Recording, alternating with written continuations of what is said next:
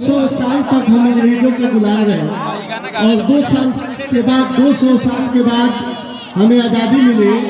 और हम ये आज़ादी के विषय में कहना चाहेंगे कि हम अपनी आज़ादी को हम हरगिज मिटा सकते नहीं। अपनी आज़ादी को हम हरगिज मिटा सकते नहीं।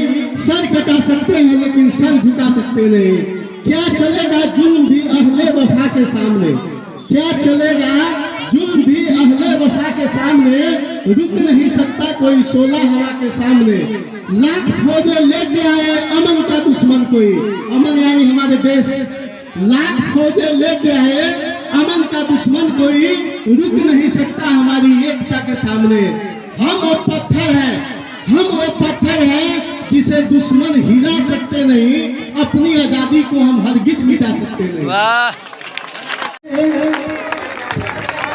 एक बार बहादुर शाह जफर जो थे रंगून के जेल में बंद थे, तो एक अंग्रेजी सिपाही गया और कहा कि जफर सुन लो, दम दमे में दम नहीं है, खैर मांगो जान की।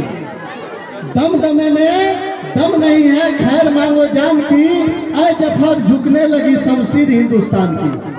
तो बहादुर शाह जफर ने कहा कि आप कह रहे हैं कि दम दमे में दम नहीं है, खैर मांगो जान की। ऐ जफर झुकने लगी शमशीर हिंदुस्तान की। तो इसका जवाब भी सुन लीजिए। गाजियों में बू रहेगी जब तलक ईमान की, गाजियों में बू रहेगी जब तलक ईमान की। तख्ते लंदन तक चलेगी तेग हिंदुस्तान की। अब इसके बाद एक जोधा ताले।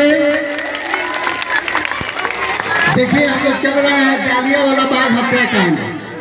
जालियांवाला बाग हत्याकांड 13 अप्रैल 1919 में हुआ था। उस समय जालियांवाला बाग में भारतीयों के द्वारा एक शांति सभा हो रही थी और उस सभा में जनरल डायर आया और अपने अंग्रेजी सिपाहियों से गोली चलाने का ऑर्डर दे दिया। लगभग 1500 राउंड गोलियां चली। उसमें से आने जाने का मात्र एक ही रास्ता था। तो लगभग 2000 से अधिक लोग शहीद हो गए। तो उसमें कहा गया कि जालियांवाला बाग ये देखो, यहाँ चली थी गोलियां। जालियांवाला बाग ये देखो, यहाँ चली थी गोलियां। ये मत पूछो किसने खेली ये खून की होलियां।